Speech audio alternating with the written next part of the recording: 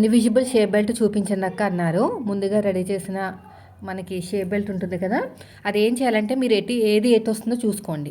ఓకేనా, మనం కుట్టేటప్పుడు జాగ్రత్తగా కుడితే మీకు ఏ షేప్ ఎటు రావాలో అటు వస్తుంది. అయితే ఒకటి విషయం బాగా గుర్తుపెట్టుకోండి, ఒక షేప్ బెల్ట్ పైనుంచి కుట్టామనుకోండి ఫ్రంట్ పార్ట్, ఇంకొక షేప్ బెల్ట్ ఫ్రంట్ పార్ట్ కింద నుంచి కుడతామన్నమాట. అది పర్ఫెక్ట్.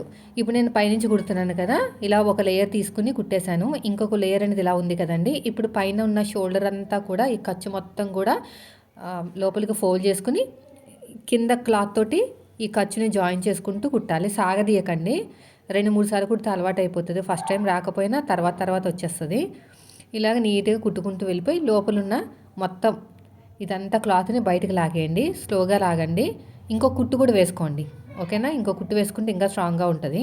ఇదంతా బయటకు లాగేస్తే మనకి ఇన్విజిబుల్ షేప్ బెల్ట్ రెడీ అయిపోతుంది. అంటే కుట్టు కూడా కాదండి, ఖర్చు కూడా కనిపించదు. అంత నీట్గా ఉంటుందండి. సో చూసారు కదా ఎంత బాగుందో.